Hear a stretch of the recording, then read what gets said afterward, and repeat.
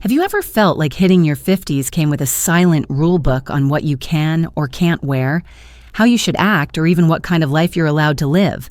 If so, you're not alone. There's a lot of noise out there, telling women over 50 to dress a certain way, tone it down, or fade into the background. But here's the truth. This stage of life isn't about shrinking. It's about expanding into your full, authentic self. And that's exactly what we're going to talk about today. This isn't your typical what not to wear video. Sure, we'll touch on a few things hanging in your closet, but more importantly, we're going to talk about the emotional and mental weight so many of us carry. Things we've worn for decades that no longer serve us. From expectations and outdated labels to guilt and discomfort, it's time to let go of what's holding you back and step into a version of yourself that feels powerful, free, and genuinely you. So if you're ready to stop dressing for the world and start dressing for the woman you've become, you're in the right place. Let's dive into the 10 things you should stop wearing after 50, starting with the most important one, and it has nothing to do with fashion. Number 1, stop wearing anything that makes you uncomfortable. That includes the shoes that hurt, the bras that dig, the pants that squeeze, and the body shapers that make you feel like you're trapped in your own clothes. Let's be honest. How many times have you worn something just because it looked good, even though it felt awful? We've all been there. But after 50, it's time to be done with that. You've already earned the right to be comfortable. You've walked the hard roads, raised families, built careers, supported others, and showed up for life in every way. So why are you still torturing yourself with tight jeans and high heels that leave you limping? You don't need to prove anything to anyone anymore. This isn't about giving up on style. It's about choosing clothing that honors where you are now. A soft fabric that feels good on your skin. Shoes you can walk in without thinking about every step. A bra that lifts but doesn't dig into your ribs like it's trying to mark its territory. You deserve better than discomfort. And here's the magic. When you're comfortable, you radiate confidence. You move differently. You smile more. You engage more. You feel free. And that's what truly makes you attractive. So don't just clean out your closet. Free yourself from anything that doesn't make you feel like the beautiful, capable, unstoppable woman you are. From this point on, comfort is not a luxury, it's a standard. Number 2, stop wearing the weight of the world. This one's invisible, but it might be the heaviest thing you're carrying. By the time we reach our 50s, most of us have spent decades putting everyone else first. We've raised kids, cared for aging parents, supported partners, shown up at work, in our communities, and for our friends. And somewhere along the way, we learn to carry not just our own stress, but everyone else's too. Their problems, their pain, their expectations. It's all sitting on our shoulders like a backpack full of bricks. But here's the truth. Carrying the weight of everyone else's world is not the same as caring. You can love deeply without losing yourself in other people's chaos. You can support someone without holding their burdens as your own. And after 50, that's a lesson worth learning. We're in a new season now, a season where we don't have to fix everything, solve everything, or be everything to everyone. It's not your job anymore to make sure every adult in your life is okay. Your children are grown. Your coworkers can handle their own issues. You've done your part. Now it's time to take that energy and pour it into something that lights you up. Your passions, your purpose, your peace. Let go of the guilt. Let go of the fear that if you stop worrying, everything will fall apart. Trust that people will rise when you stop holding them up. And more importantly, give yourself permission to put that heavy backpack down. Because your best years aren't behind you. They're right in front of you, and you'll need both hands free to reach for them. Number 3, stop wearing your high school style. I know. This one might sting a little. And listen, no one loved the 80s more than I did. The big hair, the bold eyeshadow, the teased bangs that could defy gravity. I lived for it. But here's the thing. Nostalgia is fun, but clinging to the past through our style can hold us back from who we've become. Fashion is personal. It's a form of self-expression. But if you're still doing your makeup or hair the same way you did in high school, chances are it's not serving you anymore. In fact, it might be doing the opposite. That heavy eyeliner under your eyes, it's probably making you look more tired.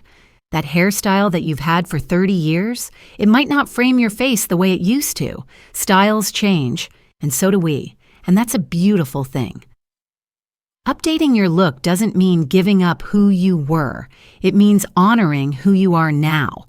You're not the same woman you were at 18, and thank goodness for that.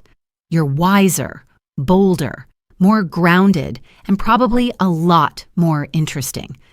So here's my gentle challenge to you.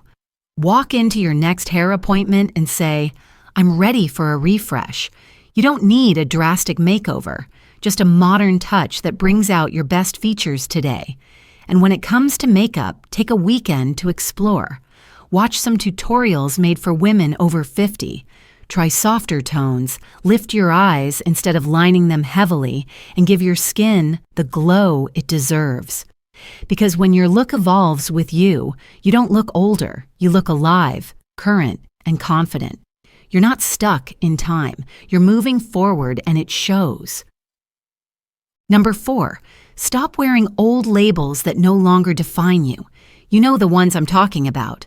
The quiet one, the bossy one, the emotional one, the screw-up, the people pleaser, the one who never finishes what she starts. These labels may have been handed to you by family, teachers, old friends, or maybe you gave them to yourself a long time ago. But just because they used to fit doesn't mean they still do. The truth is, many of us carry outdated identities well into adulthood, sometimes without even realizing it. We let those old stories run the show. We make choices based on who we used to be, not who we've become. And over time, those labels turn into limits. But here's the thing. You've grown. You've evolved.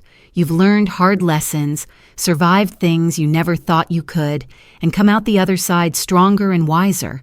So why are you still dressing your life in the language of who you were 20 years ago? It's time to do a little internal rebranding. Start by asking yourself, who am I today? Not as a mom or a wife or a coworker, but as a woman. What do I believe in? What do I value now? What am I no longer willing to carry? Write it down. 10 words that describe the you of right now. Not the girl from high school. Not the version of you that someone else tried to define. The you who wakes up every morning, still showing up, still dreaming, still pushing forward. And here's the best part. You get to decide. You can rewrite your story at any age. You are not locked into a character someone else cast you to play. You are the author now, so take off those old labels. They're outdated, and honestly, they never captured the full picture anyway. Number 5, stop wearing other people's expectations. This one's a big one, and it's something so many of us have done for so long, we barely realize we're doing it. Maybe you were raised to be the good girl, the polite one, the one who never says no. Maybe you were taught that success looks like a corner office, a clean house, or being the perfectly put-together wife and mom. Or maybe you've just spent years trying to live up to what others think you should be, how you should dress, talk, live, behave, until their expectations became your prison. Well, I'm here to tell you, after 50, it's time to take all of that off, for good. This is the season where you get to define success on your terms. You no longer need to play roles to make others comfortable. You don't have to keep shrinking yourself to fit in boxes someone else built. You are not responsible for fulfilling someone else's vision of what your life should look like. Now, don't get me wrong. Being respectful still matters. If I walk into someone's home and their values ask for a certain kind of dress or behavior, I'll honor that. That's not about people-pleasing. That's about integrity. But that's very different from living your whole life trying to meet standards you didn't choose. You deserve to take up space, to speak your truth, to wear what makes you feel powerful, to live boldly with joy and authenticity. And if someone else doesn't like it, that's not your burden. Let them carry their own discomfort. So from here on out, ask yourself this before making a decision. Am I doing this because it feels right to me? Or because I think it's what someone else expects? And if it's the second one, give yourself permission to say no, not out of rebellion, but out of respect for yourself. Number 6, stop wearing things just to impress other people. Let's be honest. Most of us have done this at some point. Bought the designer handbag we couldn't really afford, wore the heels that hurt like crazy, or picked an outfit based not on how it made us feel, but how we hoped others would see us. It's part of growing up in a culture that tells us our worth is tied to our appearance, our labels, or how put together we seem on the outside. But here's the thing. After 50, you've outgrown the performance. You don't need to wear a brand name to be valuable. You don't need to look expensive to feel worthy. And you definitely don't need to impress people who wouldn't even show up if life got hard. If someone only respects you because of what you wear or how you look, that's not real respect. That's conditional approval. And it's exhausting to chase. Instead, here's a radical thought. Dress to impress yourself. Look in the mirror and ask, do I love how I feel in this? Not what will they think? Choose clothes that reflect your personality, your mood, your energy, not what's trending, not what a magazine says you should wear at your age. And if that means you rock bold prints, funky sneakers, or a flowy dress you found at a thrift shop, do it. If it lights you up, wear it. When you feel good, you shine, and that kind of confidence is magnetic, because the goal is not to fit in. The goal is to show up as fully and authentically as you. And when you do that, you won't need to impress anyone. You'll naturally attract the people who get you and let go of the ones who never really did. Number 7, stop wearing what others say is age appropriate. That phrase, age appropriate, can sound so innocent, but wow, it can be limiting. Somewhere along the line, society decided there were rules for how women over 50 should dress. No shorts, no bold colors, nothing too trendy, nothing too young, nothing too tight. Basically, just fade quietly into beige. But who made those rules? And more importantly, why are we still following them? Your style shouldn't be dictated by your birth certificate. It should be shaped by your energy, your lifestyle, your body, and your joy. If you feel amazing in that leather jacket, wear it. If bright colors make you feel alive, bring them on. If you love your legs and want to show them off, go for it. Confidence has no expiration date. Now, that doesn't mean trying to dress like a teenager. It means dressing in a way that feels aligned with you, the real you today. Not someone else's version of mature, and definitely not a stereotype from 1985. The beauty of this age is that you know yourself better than ever. You don't have to follow fashion. You can create your own. You get to ask, what works for me now? And build a wardrobe that supports that. Comfortable, expressive, elegant, playful, whatever fits the woman you've become. So the next time you hear that little voice, or worse, a real person, suggesting that something isn't age appropriate, pause and ask yourself, do I love it? Do I feel good in it? If the answer is yes, that is the only approval you need. Because style isn't about dressing for your age, it's about dressing for your spirit. Number 8, stop wearing clothes that don't fit your body right now. Let's get real. Your body has changed. That's not a flaw, it's a fact of life. It's lived. It's been through things. And yet, so many of us are still trying to fit into the jeans we wore 10 years ago, or hiding under oversized sweaters that swallow us whole. Neither option honors the body you're in today. Wearing clothes that are too tight doesn't make you look thinner. It just makes you uncomfortable and self-conscious. And clothes that are too big, they don't hide anything. In fact, they often make you look less put together and more disconnected from yourself. And you deserve better than that. So here's the truth. Size is just a number. It doesn't define your worth, your beauty, or your style. Let go of the label and pay attention to the fit. When your clothes fit well, when they move with you, flatter your shape and make you feel put together, everything shifts. You stand taller. You move with more ease. You stop thinking about what you're wearing and start focusing on how you're living. This might be the time to invest in a proper fitting session. Get measured. Try on brands you haven't tried before. Tailor a piece you love instead of forcing it to work. And if you're holding on to a closet full of someday clothes, ask yourself, are they inspiring you or silently shaming you? Because your wardrobe should be a place of joy, not judgment. Fill it with pieces that fit the woman you are right now, not the woman you used to be, not the woman you're hoping to be one day, but the strong, powerful, beautiful woman who woke up this morning and chose to keep showing up for her life. You don't need to shrink to fit your clothes. Your clothes should rise to fit you. Number 9. Stop wearing a random, chaotic wardrobe that doesn't reflect your purpose.